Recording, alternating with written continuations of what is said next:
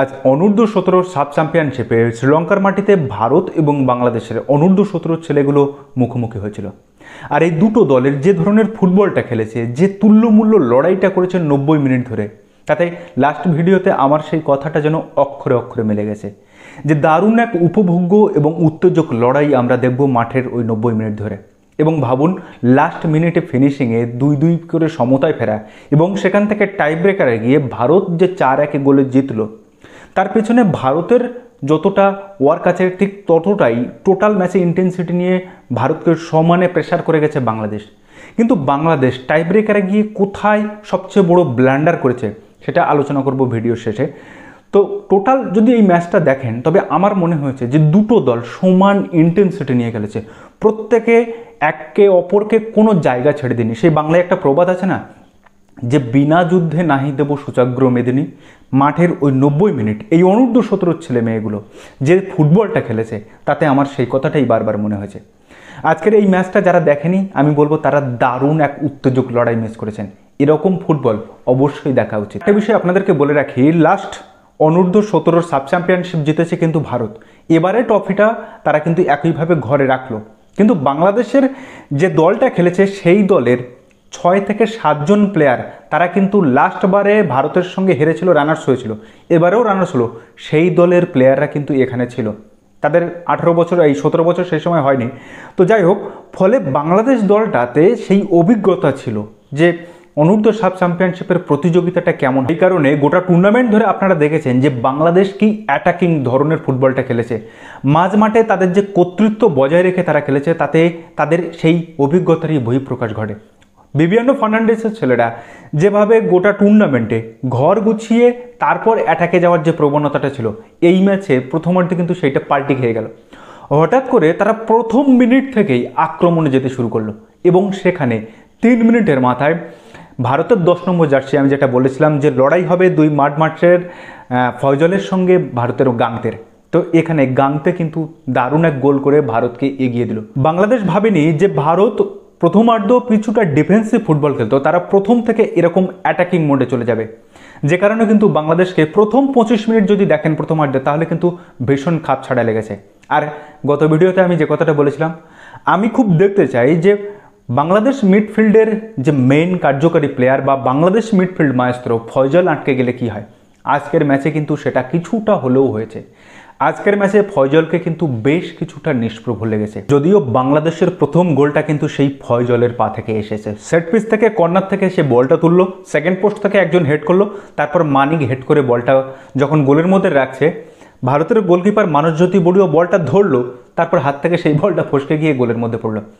বলা যেতে পারে বাংলাদেশ লাকি গোল পেয়েছে। কিন্তু এর পরে 38 মিনিটের মাথায় আবার একটা ভারত দুর্ধর্ষ গোল করে, কিন্তু সেই গোলের পাসটা কিন্তু ভারতের লেফট উইং দিয়ে সেই 20 নম্বর জার্সিধারী গানলেবা ক্রসটা দিল, একজন প্লেয়ার টাচ করতে পারলো না। তারপর ভারতের আজলান সাহা সেমিফাইনালে যে গোল করেছিল, দুর্ধর্ষ একটা বলছিলাম, টপ কর্নার থেকে ফিনিশ করেছিল, সেও কিন্তু এদিন সেই বাম পায়ে গোলটা করে ভারতকে প্রথমার্ধে 2-1 এগিয়ে দেয়। প্রথমার্ধের খেলায় এইরকমই, খুব একটা যে ভীষণ খেলা হয়েছে তা নয়। ভারত প্রথম 25 মিনিট খুব ভালো খেলেছে, অ্যাটাকিং করেছে, বারবার অ্যাটাকিং করেছে, কিন্তু গোলের মুখটা খুলতে পারেনি। অন্যদিকে বাংলাদেশ তারপরে 20 মিনিট বারবার অ্যাটাক করেছে, কিন্তু ভারতের ডিফেন্স লাইন খেলতে পারেনি। কিন্তু এবার যখন সেকেন্ড অর্ধের খেলা শুরু হলো, তখন কিন্তু বাংলাদেশ একটা আলাদা লেভেলে খেলা শুরু করলো। কারণ বাংলাদেশ প্রথমার্ধটা একটু 25 মিনিট যদি দেখেন তবে কিছুটা থতমতো খেয়ে গেছিলো, কিন্তু তারপরে তারা ছন্দে ফিরে পেল। কিন্তু তাও বাংলাদেশ ভারতের ডিফেন্সের কাছে বারবার আটকে যাচ্ছিল, কারণ ফয়জল ঠিকমতো বলটা পাস করতে পারছিল না। ফলে আমরা নাম্বার 9 বাংলাদেশের যে রিফাত বা আরিফ বা অপুবর্মন যারা ওঠে, সেইটা কিন্তু তাদের নিজেদের ক্রেডিবিলিটি দিয়ে তারা কিন্তু উঠতে পারছিল না, সেটা আমরা বারবার লক্ষ্য করছিলাম। পুরোটাই কিছুটা হলেও ফয়জলের উপর ডিপেন্ডেন্ট, সেটা কিন্তু প্রমাণিত হয়েছে। তারপরে বাংলাদেশের আমার খুব যেটা ভালো লেগেছে সেটা হচ্ছে যে তারা তাদের প্ল্যানটা চেঞ্জ করলো। প্ল্যান চেঞ্জ করে তারা ডিবক্সের বাইরে থেকে শট নিতে লাগলো এবং সেই শটে কিন্তু দুর্দান্ত সেভ করলো ভারতের মানসজ্যোতি বড়ুয়া। এবং সেকেন্ড অর্ধ যদি খেলা দেখেন তবে গোটা সেকেন্ড অর্ধ জুড়ে খেলাটা হয়েছে ভারতের ডিফেন্স, বাংলাদেশের অ্যাটাক। কিন্তু তার মধ্যে থেকে কাউন্টারে দুটো একটা বল বেরিয়েছিল, যেখানে ভারতের গাংতে সিঙ্গেল হ্যান্ডেড বাংলাদেশের গোলকিপারকে পেয়ে গেছিল, গোল করতে পারলো না। এবং আরও অনেক সুযোগ পেয়েছিল, সেটাও করতে পারলো না। এবং দুই দলে দারুণ দারুণ বাংলাদেশ সুবর্ণ সুযোগ পেয়েছিল, কিন্তু ওই যে কাজে লাগাতে পারলো না। আর একটা জিনিস আমি দেখলাম যে বাংলাদেশ যখন এই যে গোটা টুর্নামেন্ট জুড়ে তারা যে অ্যাটাকিং মোডে ফুটবলটা খেলে এসেছে, সেই তুলনায় সেই যে ডিফেন্স ব্যাপারটা, শক্ত ডিফেন্স, সেটা কিন্তু তারা পায়নি। ভারতের বিরুদ্ধে পাওয়ার পরে তাদের কিন্তু যখন গোল পাচ্ছে না, তখন কিন্তু তারা একটু ফ্রাস্ট্রেটেড হয়ে পড়ছিল, এবং যে কারণে কিন্তু বাংলাদেশ 2-3টে হলুদ কার্ডও দেখে ফেললো, এবং বাজে বাজে যে ফাউলগুলো করলো। তো যাই হোক, এটা খেলারই অঙ্গ, কারণ যে ইন্টেন্সিটি নিয়ে ফুটবলটা হয়েছে তাতে এটা হওয়া স্বাভাবিক। তবু তাদের মধ্যে যে ভ্রাতৃত্ব বোধটা দেখেছি সেটা খুব সুন্দর। আর ওই লাস্ট 30 সেকেন্ডে বাংলাদেশের ঈশান হাবিব গোল করে সমতা ফেরায় এবং স্কোর 2-2। মানে 95 মিনিট, 5 মিনিট এক্সট্রা দিয়েছিল, 95 মিনিটের খেলায় টোটাল 2-1 পিছিয়ে থেকেও লাস্ট 30 সেকেন্ডে গোল করে বাংলাদেশকে সমতা ফেরায়। ভাবুন কি নাটকীয় একটা খেলা হয়েছে। এইটাকে যদি আপনি উপভোগ্য এবং দারুণ উত্তেজক লড়াই না বলেন, তাহলে আর কাকে বলবেন। তবে গোটা ম্যাচটা দেখে আমার এটুকু মনে হয়েছে দুটো দলই সমান সমান 50-50 লড়াই করেছে। খেলায় এত ইন্টেন্সিটি ছিল যে আমি আগের দিন বলছিলাম যে দুটো দলের গোলকিপারের পরীক্ষা হবে, সেই সঙ্গে দুটো গোলকিপারের তো পরীক্ষা হয়েছেই, তার সঙ্গে অ্যাসিড টেস্ট হয়েছে যেন গোলপোস্টের। কতবার যে গোলপোস্টে বল লেগে ফিরে এলো তার ইয়াত্তা নেই। এক্সট্রা টাইমের খেলা শেষে 95 মিনিট শেষে যখন 2-2, এরপরে টাই ব্রেকার শুরু হলো, এবং এখানেই বাংলাদেশ তাদের সবচেয়ে বড় ব্ল্যান্ডারটা করে বসলো। কেন জানেন? বাংলাদেশের ঈশান হাবিব যখন গোল করে বাংলাদেশকে সমতায় ফেরালো, তারপরে ওই প্লেয়ারটার মানসিকতাটা কিন্তু এইরকম জায়গায় থাকে। সে তখন ভাবে যে আমি এবার যেটাই করব সেটাই ঠিক, নিজেকে ভগবান ভাবতে শুরু করে। কিন্তু একটা পেনাল্টি শুট আউটে সবচেয়ে বেশি যে দরকার যে প্লেয়ারটার, সেটা হচ্ছে কুল এবং কম্পোস্ট মস্তিষ্ক। ঠান্ডা মাথায় যে বলটা প্লেসিং করতে পারবে, সেই কিন্তু এখানে এগিয়ে যাবে। আমি বুঝলাম না গোটা টুর্নামেন্ট জুড়ে বাংলাদেশের দুর্দান্ত খেলা, ফয়জল কেন প্রথম পেনাল্টিটা নিতে এলো না।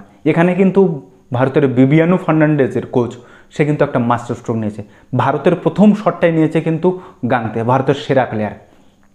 দেখুন, প্রথম শটটা যদি গোল হয়ে যায় তাহলে কিন্তু সেখানে আর দ্বিতীয়বার কোনো জায়গা থাকে না, কারণ প্রথম শটে গোল হলে বাকি প্লেয়ারদের মধ্যে একটা কনফিডেন্স চলে আসে। কিন্তু বাংলাদেশের প্রথম শটটাই পোস্টে লাগলো, এরপর ভারতের প্রথম গোল হলো। সেকেন্ড এটাও এত বাজে শট নিল বাংলাদেশের 4 নম্বর জার্সিধারী, সম্ভবত সাবির, সেভ হয়ে গেল। দুটো সেভ হওয়ার পর বাংলাদেশের নাম্বার 9 এলো, অথচ গোটা টুর্নামেন্ট জুড়ে ফিল্ড গোল করেছে এই নাম্বার 9, 8, নাম্বার 10 ফয়জল, আরিফ, রিফাত কিংবা মানিক, অপু, এরা। তাহলে আমি এদেরকে কেন নিয়ে আসবো না? আমি ডিফেন্সের ওই সমস্ত প্লেয়ার যারা গোল করে ওই সময় তারা সঠিক মানসিক জায়গায় নেই। আমি যেখানে বল মারবো গোল করে যাবো, এইরকম একটা সিচুয়েশন রয়েছে, কিন্তু ওই সময় দরকার কোল কম্পোস্ট মানসিকতা। কিন্তু এইখানটায় বাংলাদেশ সবচেয়ে বড় ভুল করলো। তবে তাই বলে বাংলাদেশের এই লড়াইটা কিন্তু খাঁটো হয়ে যায় না। তবে আমার গোটা খেলাটা দেখে মনে হয়েছে, বিশেষ করে সেকেন্ড অর্ধের খেলা, প্রথম অর্ধে ভারত এগিয়েছিল, এটা নিঃসন্দেহে, সে মানুন বা নাই মানুন, কিন্তু সেকেন্ড অর্ধে বাংলাদেশ যে খেলাটা খেলেছে সেটা কিন্তু দুর্দান্ত খেলা খেলেছে।